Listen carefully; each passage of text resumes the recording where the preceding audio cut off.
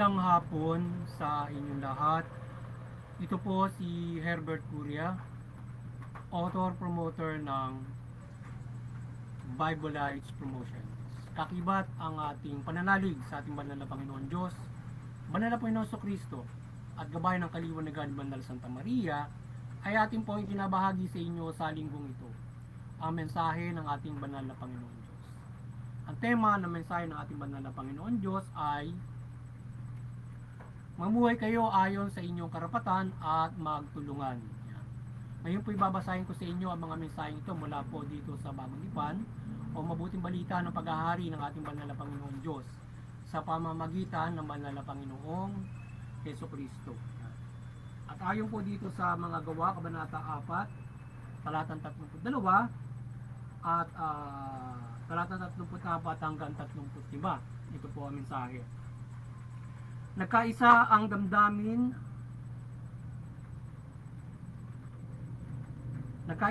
damdamin at isipan ng lahat ng sumasampalataya at di itinuturing ni numan na sarili niya ang kanyang ari-arian. Walang nagdarahop sa kanila sapagkat ipinagbili nila ang kanilang lupa, bahay at ang pinagbilhan ay binigay sa mga apostol. Ipinamahagi naman ito ayon sa pangangailangan ng bawat isa. Pagpatuloy po natin sa 2 Korinto, Kabanata 9, talatang 8, talatang 10 at 11. Ito po ang mensahe. Kaya ng Diyos na pasaganain kayo sa lahat ng bagay, higit pa sa pangangailangan upang may magamit kayo sa pagkakawang gawa. Ang Diyos na nagbibigay ng binhing, ihasik at tinapay na makakain, ang siya ring magbibigay sa inyo ng binhi at magpapalago nito upang mamunga ng sagana ang inyong kabutihang loob at pasasaganain niya kayo sa lahat ng bagay para lalo kayo makatulong sa marami. Pagtuloy po natin sa mga taga-Hebreo, Kabanata 13, talatang 6 hanggang 5 hanggang 7. Ito po ang mensahe. Huwag kayong magmukhang salapi. Masiya na kayo ng anumang nasa inyo, sapagkat sinabi ng Diyos, hindi kita iiwan ni pababayaan man. Walang pag-agam-agam na masasabi natin ang Panginoon ang tumutulong sa akin. Hindi ako matatakot. Ano ang magagawa sa akin ng tao? Pagpatuloy po natin. Ang tapat at matalinong alipin ng siyang pinamamahala ng kanyang Panginoon at ibang alipin upang bigyan sila ng kanilang pagkain sa karampatang panahon. Yan. At ito po ang mensahe salita ng ating banal na Panginoon Diyos sa ating pagbabahagi ng mabuting balita dito sa Bible Lights Promotions. Yan. Ating pong pasalamatan ng ating banal na Panginoon Diyos, banal na Panginoon Kristo at banal na Espiritu Santo, ngayon po ang banal na Santa Maria. Kaya maraming salamat po, banal na Panginoon Diyos, banal na Panginoon Kristo, banal na Espiritu Santo at banal na Santa Maria. So yan. Ngayon po naman ay paliliwanag ko sa inyo itong mga mensaheng ito ng ating banal na Panginoon Diyos para sa ating lahat. Yan, nais pong ibabatid sa atin ng banal na Panginoon Diyos na mamuhay tayo ayon dito sa ating karapatan at magtulungan tayo. So noong ipinababatid sa atin ng ating banal na Panginoon Diyos na binababatid niya sa atin na tayo ay magtulungan at mamuhay ayon sa karapatan kagaya ng ginawa ng mga apostol mula diyan sa iniaaral ng ating Panginoon Kristo na tayo ay magtulungan at isinapraktika ng ating mga apostol na sila ay nagtulungan at namuhay ayon sa karapatan at walang nagdarahop sa kanila sapagkat sila ay ibinahagi nila yung kanilang pagtutulungan ayon sa pangangailangan ng bawat isa. Kaya nakapamuhay sila na maayos at walang nagdarahop, walang naghihirap sapagkat nag-share sila. Sinare nila yung kanilang mga kung ano mang meron sila para makapamuhay sila ng patas. So nagtulungan sila. Ganun ang ginawa nila ng mga apostol. So ngayon, sa panahon ngayon ay lumawak itong itong ganitong naging pamumuhay ng mga apostol. So ngayon ay naging gabay ito sa buong mundo at tayo ngayon ay mayroon tayo ngayong ang buong mundo ay nagkaisa para mag-implement ng karapatang pantao. Kaya lang ito late na no na ito ay napagkaisahan ng buong mundo, but definitely ito ay pinalaganap ng Kristiyano, Katoliko noong mga panahon pa ni Panginoong Kristo. So ngayon sa atin ngayon ay ito ay mayroong implementation of human rights yung bawat yung from UN ang bawat mga bansa. So sa ngayon ay yung gabay na yan ay yung ginawa ng mga Kristiyano noon ay nangyayari na ngayon sa pamamagitan ng bawat mga bansa ay nagsasabuhay ng karapatang pantao. So ganyan tayo dapat namumuhay. So ngayon, ang nagiging problema ay nagkakaroon ng equality. Kaya dapat yung karapatang pantao ito ay gabay ng Panginoon Diyos na dapat nating pag-ibayugin. So yung karapatang pantao ay hindi lang ito basta inisip ng ating mga magagaling na mga politiko at nag-advise sa ating mga kapamanan o sa pagkakaisa ng mga bansa para magkaroon ng karapatang pantao to implement it. Kundi ito ay gabay din ng ating banal na Panginoon Diyos na mamuhay tayo sa ating karapatan. Kung kaya yung bawat mga tao, yung bawat mga bansa ay mabuti yung tinatahak na pag-i-implement ng human rights at make it sure na ito ay equal na mai-implement at lahat ng mga tao sa suporta. Sapagkat ito ay gabay ng ating banal na Panginoon Diyos. Kaya tingin natin para equally ito ay tamasahin ng bawat na. But hanggang ngayon ay marami yung nagpasaboses, marami yung hindi nakakatamasa ng ayon sa karapatan sapagkat yung kahit na ito ay na-implement lang sa ating mundo 1940s nung after World War II. So ngayon ay yung daloy nito ay marami pa rin yung mga bansa ang hindi pa rin ito totally nakakamit ng bawat mga tao.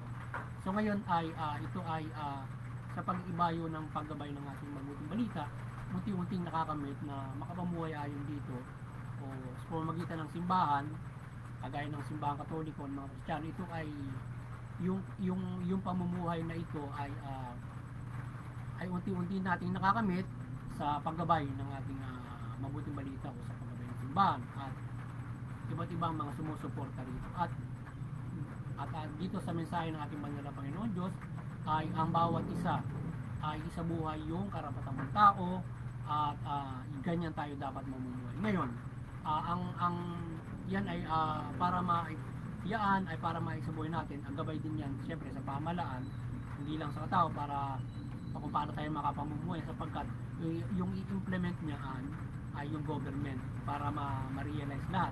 So tayo mga tao ay magtutulungan para makapamumuhay tayo ayon sa ating mga karapatan from the government para at ito ay ating susundin. So kung tayo ay susunod sa Diyos na mamayan sa karapatan, yung ipapatupad ng gobyerno sa suporta natin sa Kanya, sa suporta nito sa United Nations ay ma-implement sa atin lahat. Kaya ganoon tayo dapat na sumuporta dahil yan ay nais ng banal na Panginoon Diyos. Lalo na yung pamahalaan. Kaya sinabi ng Panginoon Diyos ay kung ikaw yung itinalaga para pamunuan mo yung ibang mga alipin, o alam mo pamunuan mo yung mga tao nasa pamahalaan ka, inilagay ka ng Diyos diyan para implement mo na maayos. Kaya yung nasa pamahalaan, yung karapatan ng tao, make it equally, ma-implement nyo ng lubos para at yung lahat ng tao ay pasunod ayon doon sa pagpapatupad ng gobyerno. Ngayon, yung sa gobyerno ay in force, no? Ni-implement yan. Yung namang sa ating yung sa gabay sa mga tao ng mabuting balita, kayo ay hinihikayat na suportahan yon at sundin at isabuhay natin para tayo ay magtulungan na makapamuhay ayon dyan yung bawat isa. So ganun dapat tayo mamuhay. Sa gayon ay malaking bagay yan kapag sinuportahan yan sapagkat sabi ng Panginoon Diyos doon sa kanyang sa paghukom mula dyan sa mga bagay na yan. Kasi ano ba sa basically human, kapag yan ay matutulungan mo kapamuhay ang tao, natutulungan mo ang tao na mapid mo, magdamitan mo, makapamuhay, may tirahan, basically yung essentials na pamumuhay ng mga tao na naibibigay o pang araw-araw na bibigay ng karapatan ng tao. So ngayon kung kung ikaw ay tutulong, susuporta ka dyan, ay malaking bagay yan para sa ating kaligtasan spiritual. Sapagkat kung dyan ay may implement ng government, matulungan mo na mapakain yung kapwa, tapos hindi lamang mapakain, kundi makapamuhay na maayos ayon sa karapatan at iba't ibang mga binabalangkas ng karapatan. Kagaya halimbawa, sabi ng Panginoon Diyos ay yung iba't ibang mga bagay na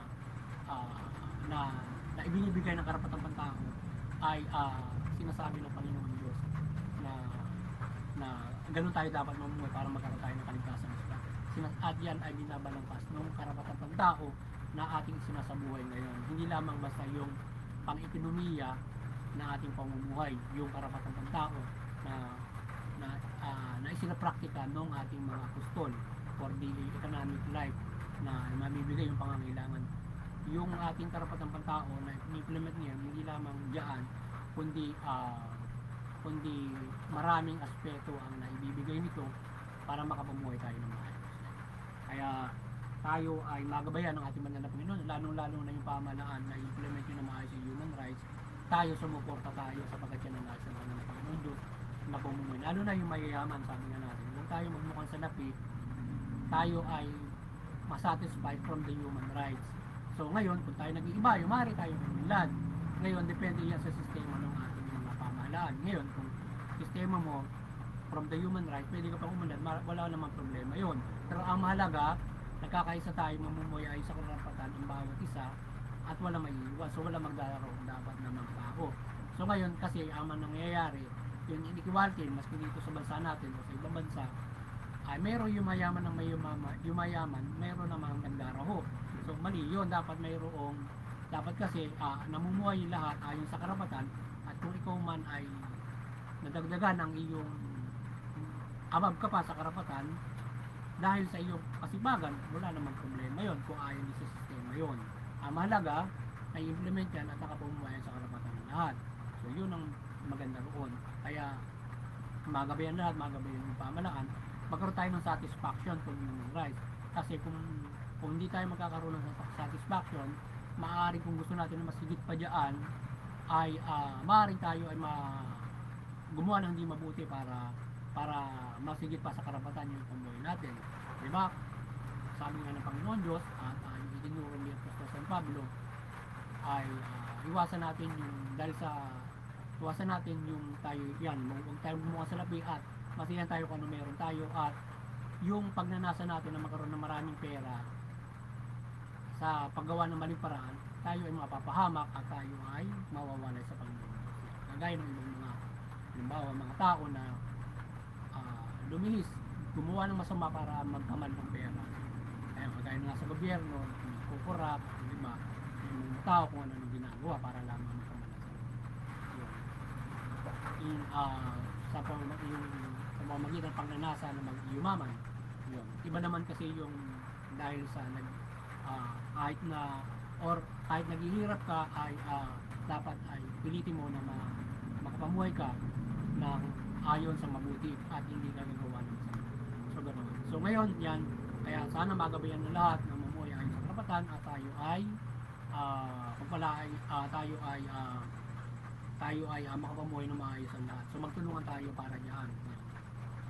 At hindi lamang sa karapatan, sa iba't ibang mga bagay na kung tayo may namumuhay sa karapatan, mayroon din mga bagay na tayo ay nauwi sa ibang mga bagay-bagay. Ano ba? Bumagyo. So kahit namumuhay ka sa karapatan, kung na-wash out ka, tutulungan ka pa rin ng iba.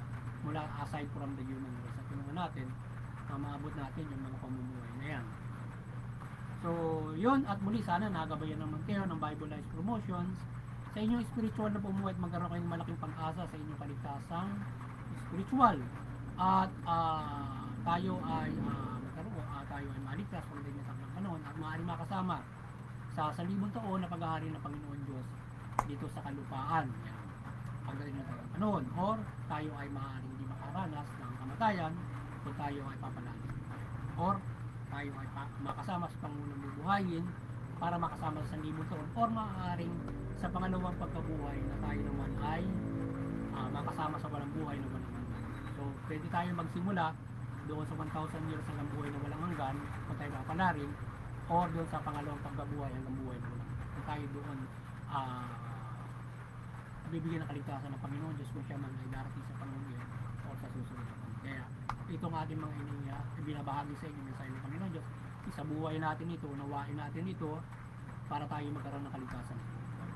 Muli, sana ay patuloy tayong maliwanagan, magabayan ng Banal na Santa Maria ng kanyang kaliwanagan at kayo ay maliwanagan sa pagtalima ng mabuting balita. Yan. At yung mga sa Interfaith Unity, patuloy tayong magkaisa. Unawain natin yung ating mga reliyon, unawain natin yung ating mga paniniwala upang di tayo magkaroon ng sigalutan, karasan at mauwi sa labanan ng digmaan. Bagos makagabay tayo ng pagkakaisa, kapayapaan, pagtutulungan, paggabay sa pamahalaan. Yun namang sa CBCP Vatican Church kayo patuloy na maliwanagan, patuloy yung pagkaisahin at pagbuklorin sa katawan sa pananampalataya sa Panginoon, sumula Panginoon sa Kristo at mabuting balita. At sa ating munting kakayanan, sana patuloy tayong gabayan ng milagro, kapangyarihan at kaliwanagan ng Banal na Panginoon simula Banal na Santa Maria at patuloy natin magpagbuklod sa katawan sa pananampalataya sa Panginoon Diyos mula sa pagpapailalim nila sa Panginoon sa Kristo o pananampalataya sa Panginoon sa Kristo. Sa mga kapamalaan, maliwanagan kayo at kayo ay mamahalan ng mabuti, matuwid, tugulin yung karapatan ng tao at sa justisya at kayo ay ang mga tao ay mamuhay ayon sa karapatan at higit sila ay makakapanampalataya sa Panginoon Diyos ng mapayapa, mabuti at maunlad. Muli, magandang hapon sa inyo lahat. Sana at patuloy tayong pagpalain at protektahan ng Panginoon Diyos at tayo ay mamuhay ayon sa mabuting balita. Magandang hapon sa inyo lahat. God bless.